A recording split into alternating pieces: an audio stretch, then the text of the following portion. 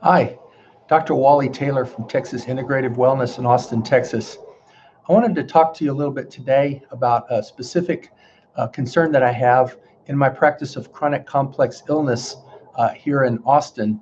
I see a lot of patients that have chronic fatigue, autoimmunity, fibromyalgia, irritable bowel syndrome, a whole host of brain symptoms such as brain fog, loss of memory, anxiety, depression, and insomnia, and diffuse body aches and pains and neuropathy symptoms. Many of these problems we've learned are related to the adverse effects of bad germs within the body. Germs would include viruses, bacteria such as Lyme disease and Lyme co-infections, molds, yeast, funguses, and even parasites, both single cell and multi-cell worm parasites. When there are biological pathogens in the body, we find that they are problematic to us and generate symptoms in two ways. First of all, some of these biological toxins or germs are actually able to make toxic molecules themselves.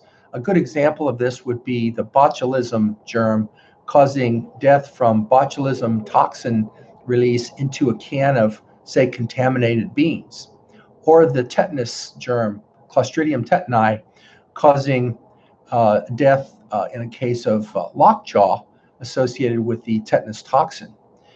Many just different germs and viruses can give off toxins such as these. Vibrio cholera has a very, very bad chemical toxin called the cholera toxin that causes many of the symptoms of the disease cholera. These are just different examples of the way bad germs or pathogens can cause direct toxicity to our cells and tissues. But I find in my practice that probably even a bigger problem for many of my patients is the fact that when the immune system, and God bless the immune system, if we didn't have it, we wouldn't last a day. But the immune system is basically responsible for chronically being on the lookout for foreign invaders that could be potentially harmful. And then when it sees it, it swings into action with what is generally called an immune response. Other names for this immune response could be inflammation or even allergy. But as the immune system responds to try to either sequester, eliminate, or reduce the number of these bad germs, it releases these many mediators of inflammation, including things like histamine and leukotrienes and other molecules, which actually can cause injury to our cells and tissues as well. I call this immune self-injury and tell patients to think of it like friendly fire in a war. But I haven't found over the years that the concept of turning down or turning off the immune system just to avoid this immune self-injury is particularly helpful. It may cause some short-term benefit, as with the use of high-dose anti-inflammatory steroids, but I generally find it's not a good idea to keep the body undefended against these multitude of bad germs in the body. Because we've actually learned that many of these bad germs are virtually impossible, or at least very difficult to diagnose in the body.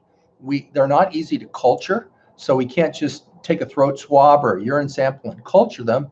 They're not that easy to see under the microscope, and we're only just now beginning to develop some better tests relying on the PCR DNA, or the individual gene sequences of these germs, to make their identification in the body.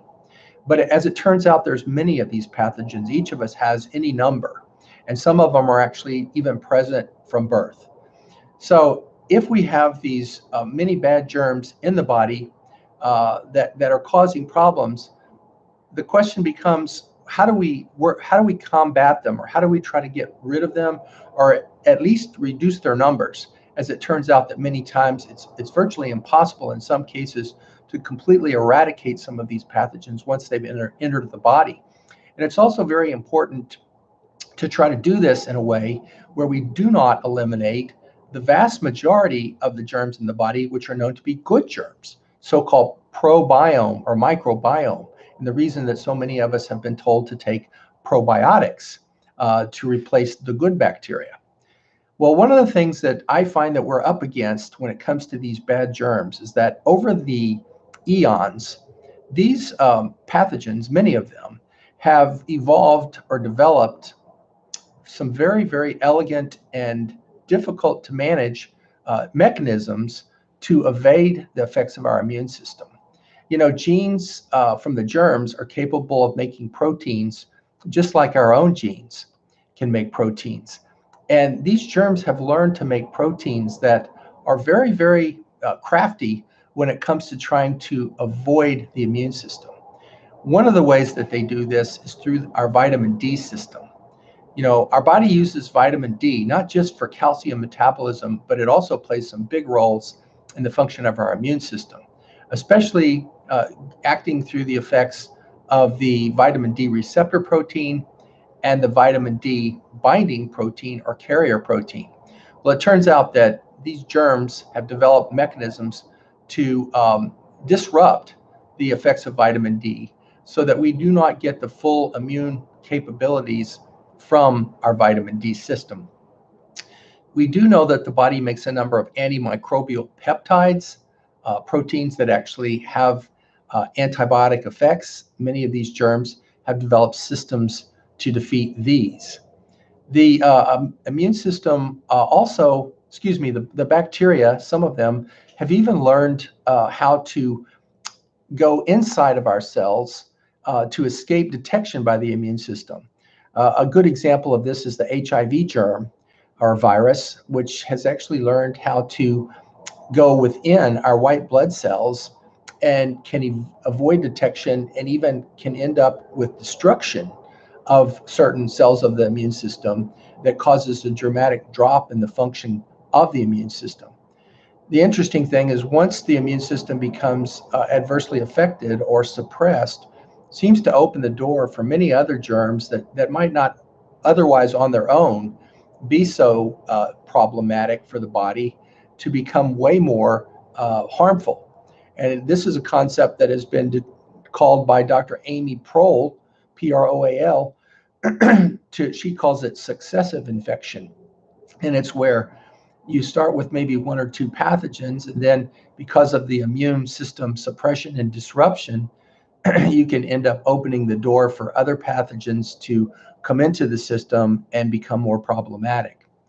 So in my practice of chronic illness here in Austin, we do focus a lot on the different bad germs that can be in the body with the various biotoxins that they can produce.